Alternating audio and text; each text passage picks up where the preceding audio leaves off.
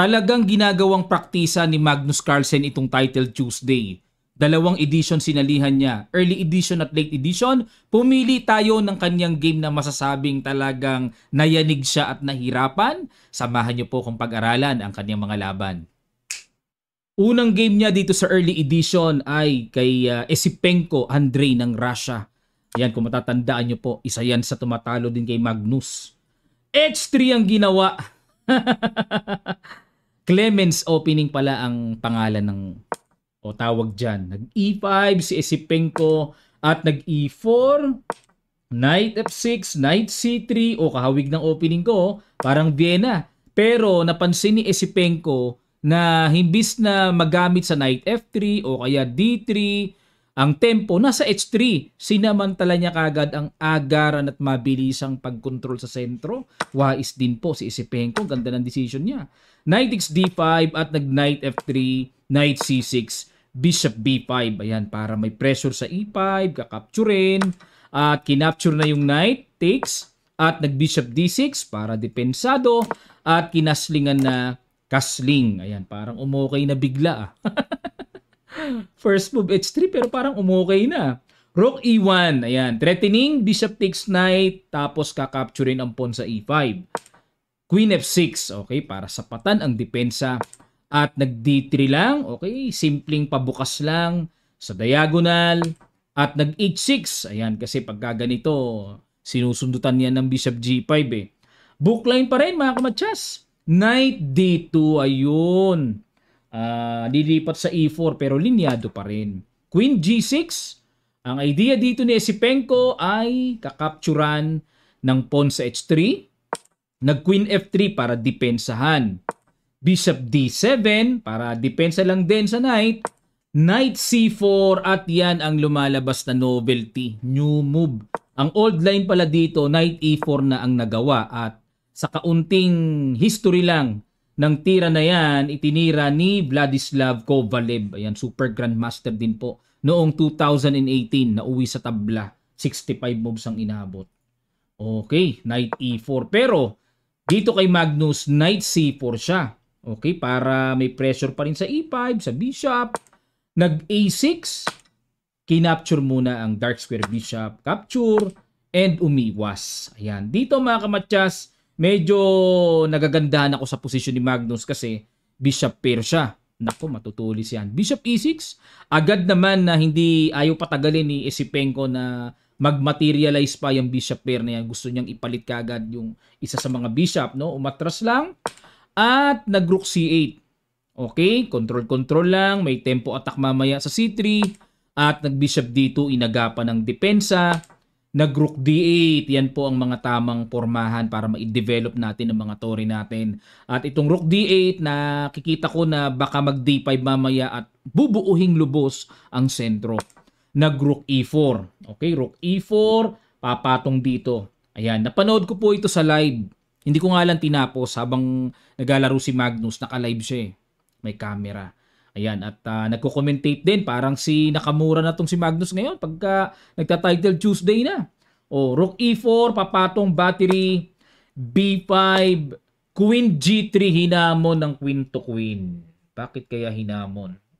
Ayan, at tinanggap naman ni Esipenko. At kung mapapansin nyo po, dalawa na ang double pawns dito ni Magnus. Pagdating sa pawn structure, medyo dihado siya.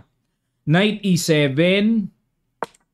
G4 para walang F5, Knight D5, umikot, kinapture na, takes at nag-rook B4. Ayan. Dito mga kamatyas, since opposite colored bishop na ang natira, pagka ganito, may guaranteed draw na kagad ang puti eh, kahit na medyo worst ang pawn structure. Opposite colored bishop kasi, madalas draw yan. Bishop C6, naramdaman ni Esipenko na po pwedeng mag-A4, babasag at pahihinain ang pawn structure at nag-King F2 muna. Okay, endgame, King must be active. Naku, paborito nga pala ni Magnus ang endgame. F6, para bibigyan daan din ang daraanan ng Black King. Bishop E8. Ano plano ng Bishop E8? Dilipat ba doon? Nag-A4 na, binasag na, kinapture, and the rook B6. Threat ang pawn. Nag-D5. Ayan na. Okay, binabalik yung pawn. Hindi na Ano ba mangyayari halimbawa kung manghinayang ang black at depensahan yung pawn A6? Magsi C4. Ayan. Na dito, ito namang pawn na to, double pawn, weak pa rin naman yung A4 eh. Yan ang mga diskarte nila mga kamatsas pagdating sa mga malalalim na kaalaman sa endgame. Ayan, nag D5 lang at nag H4. Ayaw pa rin talagang bawiin ni Magnus pero sa computer, gusto nang bawiin. Ayan. Gusto nang lumagay sa normal talaga. Pero gusto ni Magnus mag H4 para i-G5 at mapunit ang King Shield. Nag-Bishop B5, Bishop B5. Okay, depensa lang sa A6. Kumbaga, sa isip ni Isipenko, ayaw mong kainin yung pawn ko ha. Sige, depensahan ko yan. G5, basag na. King F7. Ayun, nabigyan ng bad move dito si Isipenko. Dapat daw ang tira ay F takes G5, H takes G5, tapos push lang. Hindi ba maalangan tong H5 na yan? Halimbawa, parang mag-Rook H1, ganon. Mag-E4 lang. Nako, yun lang. Yun lang. Malalim. Ito, mabigat dyan, yung mga ganyan. Ayan, garantisadong winning ang black dyan, mga kamatsas. Okay? Malalim nga lang at malayo. Long range yan, sigurado. Ang ginawa dito ni Isipenko, balik tayo ng King F7. Ang purpose niya ay suportahan ang F6. At kinapture, capture, at nag-H5. Ayan, okay? Para ma-fix yung weak pawn sa H6. At nag-Rook C7. Pag kinapture to, may Rook H8, may bawi, ano? King E2. Rook G8. Ayun. Inatake. Depensa ulit. Rook E7. Okay, abang-abang lang din. Mukhang magpupush na ng E4. At nag-Rook B4. Ayan. Kasi po dito, kung capturein man yung pawn, laging may Rook H6, Rook H8. Mababawi yung pawn eh. Kaya baliwala. Okay? Rook B4. Rook E6, hamon na, umayaw si Magnus, check, harang ulit. Ayun, nag-push si Isipenko ng A3, yun nga lang ay overextended ang pawn, kaya napakadaling abutan, o inabutan kagad. King E8, ayun, bumigay pa yung pawn sa F6, binigay ba talaga? Rook G7, yun ang purpose ng King E8. Papatong para makalusob sa G2 at may atake pa sa White King. Ang lakas ng paparating. Nakaka-pressure Time check. 9 seconds na lang si Magnus. 5 seconds na lang si Isipenko. Pero ito po ay mayroong 1 second increment per move. Ayan. Pwersado yung Rook G6. Capture. At nag-Rook takes A2. Ayan. So naka-recover dito si Magnus. Walang katalo-talo. Opposite colored bishop. Pero Pilit Boys team leader. Ayaw ng tabla. Yun. C4 muna, capture. Okay? At nag-Bishop C6 ni Red, King F3, check, Bishop F4 harang, at nag-Rook E6 ni Red ang pawn. At nag-Rook E1, depensa, nag-A5. Okay? Kumbaga dito, mga kamatsas, parang sugswang yung position ng King at Rook. Di makaalis basta, tapos unti-unting gagapang yan. Yan ang nakakatakot dyan. Rook D1 check, lumipat. Ayun, lumipat. Para may depensa na, may threat pa sa pawn. Bishop B5 dinipensahan at nag-King E3.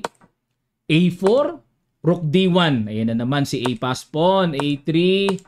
Ayun, sinuportahan. King D4. At nag-A2. King C5. Tiniret ang bishop. Umatras. Kinapture. Bishop to G6. Okay, threat ang pawn. King D4. Check. Ayun, bagsak ang pawn C4. Pero ganun pa man, simot na po. Wala nang halos pawns dito sa kabila. Ito na lang. Pawn A2 na lang. Check. King F4 at nag-King F6. Ayan, medyo matibay pa rin itong pawn sa A2 at hindi pwedeng i-underestimate dahil napakalakas ng sumusuporta dyan. G4, Rook B5, G5 check. Ayun, na bad move si Magnus. Dapat daw ang tira ay Bishop F8, mga kamatsas. At kung mag-Rook B1 man, mayroong Bishop C5. Na kapag kinapture ang tore, may ganun pala. Panakto lang. Sakto lang. Di ba? Makukuha din. O tabla lang. Pero ang ginawa, nag-G5 check, lumaki ang lamang ni Isipenko. Ayun, Rook, D1, ganun, check, doon, Chumek, ayun, Bishop takes a G6. Bumigay pa si Magnus, mga kamatyas, na ubusan ng oras. Kapipilit, ano? Ayan, talagang itong si Isipenko, nakakailan na to kay world number 1, mga kamatyas. No? Yan din ang bilib po dito eh. Sa bata pa to eh, parang 20 lang yata o 20 plus din nagpapanlayo, bata pa yung Isipenko na yan at isa sa mga rising star din in the future no ng Russia. Okay mga kamatsas, at ngayon naman ay championship sa late edition. Gustong bumawi ni Magnus against Denis Lazabic. Pag-aralan natin. Black naman dito si Magnus at tinirahan ni Lazabic ng D4. D5 si Magnus ba? Inayos na opening oh. C4, E6, Knight F3, kumapture sa C4 at Queen's Gambit accepted na to. Knight F6, Bishop takes, nag-A6 at kinaslingan lang. C5, yan talaga yan bago pakawalan ang Knight development. Pressure muna sa D4 at nag-E4. Ayan ang binibili ditong bago to ah. Sacrifice? Ha? Grabe ang blitz variation nila Zabi ko sacrifice oh. At nag-Knight C6 si Magnus. Ayan. Alamin natin ano ang playboard na nakapalaman dito sa likod ng sacrifice na yan. Ang gagawin daw ay Rook E1. At kapag nag-Knight D6, Bishop D3. Ay, malalim. Tahimik lang eh. Basta mga tahimik na parang wala lang, malalim yan. Ayan o, halimbawa mag-Bishop E7, Knight C3, castling, magku-Queen C2, tetretso, halimbawa H6, magbi-Bishop F4, then followed by Rook AD1. Ayan, parang ito ay kahawig ng Sicilian Smith Mora. Yung matapos mag-sacrifice ng pawn sa sentro, unti-unting lilingkisin ang black sa pamamagitan ng mga active developments ng major and minor pieces. So kahawig siya ng principle, no? Ideal pattern attack of Smith Mora. Grabe itong E4, pwede pala, gagayahin ko nga to. Pwede pala yan. Knight C6, hindi pinansin ni Magnus at nag-D5. Ang bilis no ng impact. Knight A5, inatake ang bishop at umatras. Yan ang novelty. At sa kaunting history lang mga kamatsas, B3 ang ginawa dito nitong nakaraang 2025 lang din, tinira ni Luca Silva. 2679 ang rating.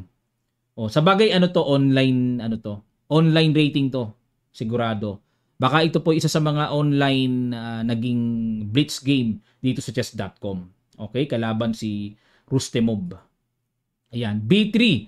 Pero Bishop D3 dito si Lazabic. Capture and kumapture din.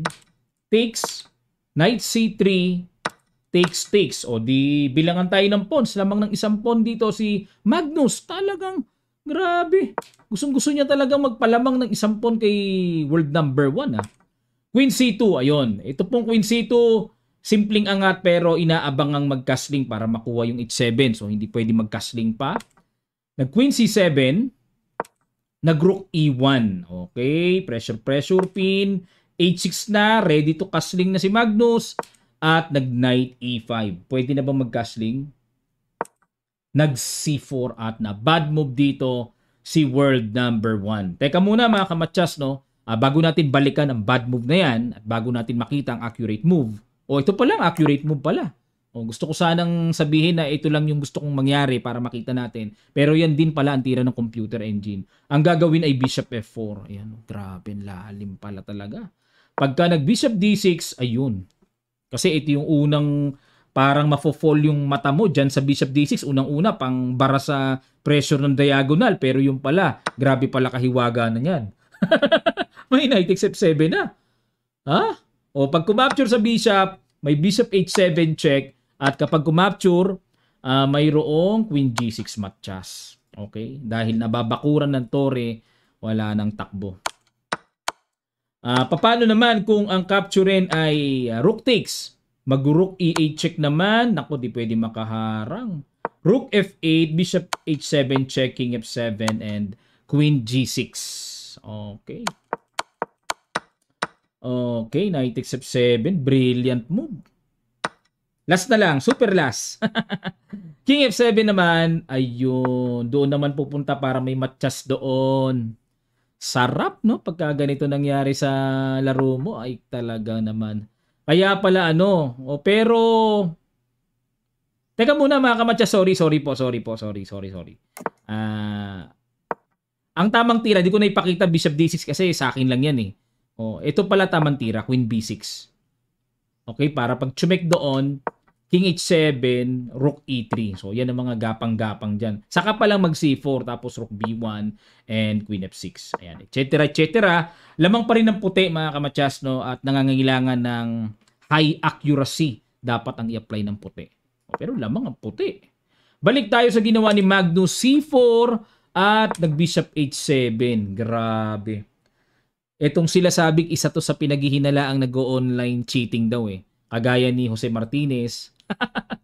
Di ba? Napaghinalaan yan eh. Pero para sa akin po, malakas talaga yan. Malakas. Kakaiba oh. Parang computer din ang banat oh. Malaniman din ang datingan eh. Parang computer move siya na kahawig eh. Pero diskarte talaga yan. Ginagawa talaga yan. Oh. Kakaiba oh. Isiniksik doon. Bishop E6. Okay, at sa queen side magkakasling Bishop F4. Ayan na naman ang manunurok. Bagong salita yun, naka-invento tayo. Manunurok. Ano yun? Rock ba yan? Hindi. Mahilig man turok. Andyan na si Boy Turok. Manunurok. Ayun Nag-queen C5. Umiwas sa manunurok. Nag-rook AD1. Ayun, nilagyan ng para di makatago. Bawal mag-castling pagka ganyan ha. At nag-rook D8. Ayan na, hindi na talaga, ayaw talagang pakaslingin eh. Rook takes, king takes, and bishop F5. Meron pa ring malakas na dating kasi pag kinapture, capture may knight F7, double, kuha tore. King C8 iwas at dito, ayun, sinimplihan lang capture, at pumasok doon, threatening G7, threatening E6, nag-queen D5. Okay. Teka muna mga kamatsas, no? Ako meron mismong tanong dito. What if bishop F6? Para makover yung G7, mablock yung threat sa E6. Magda knight F7 na. Halimbawa, mag-rook F8. Naku, dami na pala, no? May knight D6 din, check. Marami na. Pag nag-king D7, tapos rook D1, magkakatusok-tusok mga kamatsas. Tusok-tusok, sok-tusok to. Balik tayo sa Queen D5. Gustong iligtas si Magnus yung E6 at pumitas na sa G7. Rook E8, depensa sa Bishop. Queen F7, grabe talaga. Pinagpag yung pyesa ni Magnus. Bugbog sa atake kaya sabi ka, King D8. Talagang para madepensahan. Ayun, dito mga kamatsas. Sige po. Ano kaya ang brilliant move puzzle mala computer na hataw na ginawa nila Zabik sa ilang sandali lang, tutuloy kagad natin. Guess nyo po. Start.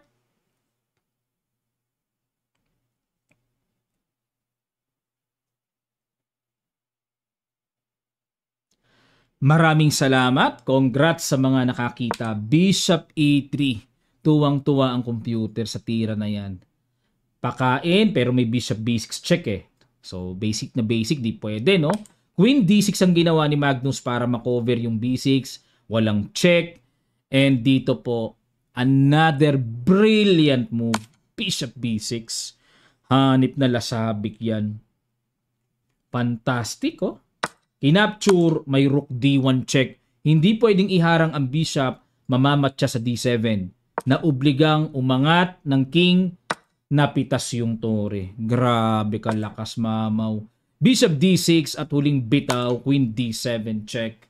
Bibihira po ang nakakagawa niyan kay Magnus, mga kamatsas. 'Di ba? Talagang dito masasabing talong-talo si Magnus talaga. Gulpi talaga ang laban. Malakas tong lasabik na to. Talagang iba future ng batang ito, mga kamatsas. At dahil dyan, ito ang standing ng kanilang late edition. Dun sa first edition, naka 13th place si Magnus. Pero dito sa late edition, not bad for Magnus kasi siya po ay pang number 3. Okay? So marami silang 9 pointers pero naka number 3 siya. Number 2 si Bortnik. Yan, si Bortnik, isa rin po sa pumipisa kay Magnus yan, no? And Denis Lazabic ang champion with the score of 9.5 points. May tumalo ba dito? May isang talo siya kay Bortnik. Ayun, kinapos lang ng 0.5, no? Kung nakatied to, baka talo siya sa tiebreak kasi win over the other. Okay, maraming salamat po mga kamatsas. Yan ang linggo-linggo nating sinusubaybayan dahil si Magnus talagang laging naka-live sa Tik Tik Tik na YouTube channel. Lagi naka-live siya, no? Pwede niyo pong mapanood doon.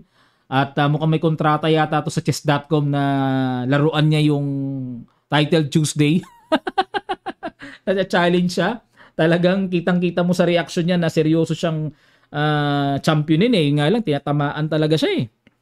Okay, salamat po mga kamatyas. Ano man po masasabi nyo, lapag nyo lang sa comment section below. At lambing lang po, pagka may lumabas na ads, paran nyo lang, kahit isa lang. Tulong nyo na sa ating YouTube channel. Maraming salamat at magkita-kita pa tayo sa mga susunod pang chess updates.